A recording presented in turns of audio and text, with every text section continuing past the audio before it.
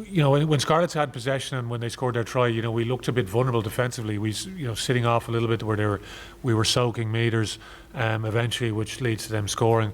So to come back down the other end of the field, and there was a sequence of a couple of penalties there, go to the corner, and lads were very clinical, I thought, in taking their opportunity when it came. So huge moment in the game, scoring at that on half time creates that bit of separation. Johnny kicks the conversion from the sideline, which again is just another mental trigger, really, for a positive for us, a negative for them. And it was great to see the way that the game unfolded, and seeing this guy beside me lift the trophy at the end is probably the thing that gives me the most satisfaction, because like all the things we talked about, I feel a little bit like an irresponsible parent, the fact that he was out there in the first place. But it was hard to deny him. Watching the last couple of weeks, and he stepped up to kick the penalties 2 weeks ago. But to see him lift the trophy again there today, it's like nobody deserves it more. Look, there's a standard here at Leinster you have to live up to every day, and you can't hide from that. And I'm not making that now, so it's time for me to bow out. And but to anyone who's got passion for the game and knows their limits and keep going, then keep going until I think mentally and physically you need to stop. Even talking to Drico during the week, we were chatting about how at some stage physically you just can't keep going, and at times mentally you might get to a point where you think, enough's enough.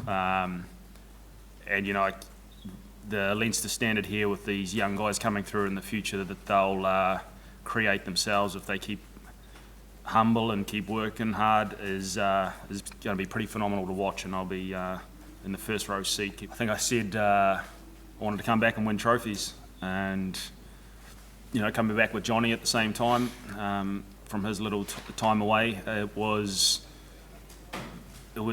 in a bit of an evolution to get to the point today with 55 players used in this campaign, and the Champions Cup, and the way we used the whole squad. It took longer than expected, but the timing's right. The coaches have been phenomenal in the way they've managed the group, managed the players, and we learnt a lot from last year. So wasn't hard to come back here, that's for sure.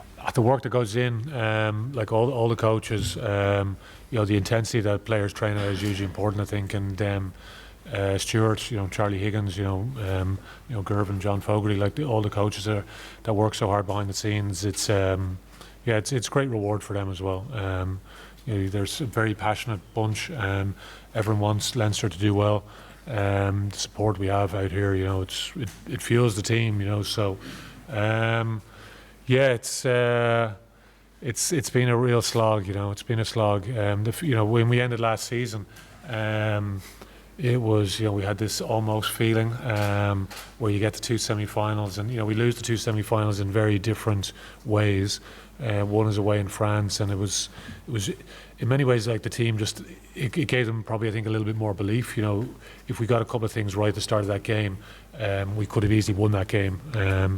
Whether we were good enough to beat Saracens, I'm not so sure, because I just think they were very, very strong last season. When we lost the game against Scarlets, we learned a lot about that, how we prepare, the work that we do with the players in terms of giving them the right tools to be able to deal with the different scenarios on the day. So we reflected a lot on that game, and how we go about the group then, and the work that went in, behind the scenes, even nothing to do with rugby, just about how they want to, turn up day to day in terms of their values and behaviours. So that was a very important process the team went through as well. So it's feels like we're at the end of something that has been in creation for a long time now. So the challenge now is just to dust everyone off and take a break, reflect on the achievement, I think, and try and go off and do it again. So players move on. This group will never be the same again. That's just the nature of the business. And there'll be some new faces come in, and new players will have to step into some leadership roles and to fill the voids that will be left by other people. And you know, that's a great challenge as well. But for now, it's just about trying to savour the achievement for what it has been. Been amazing, amazing few weeks. Yeah, look forward to sharing a few drinks with the players now. It's been a long time coming. It's such a hungry group, and you know, the taste of success is nice. You know, like you can see the players in there in the dressing room at the moment. I'm trying to avoid them.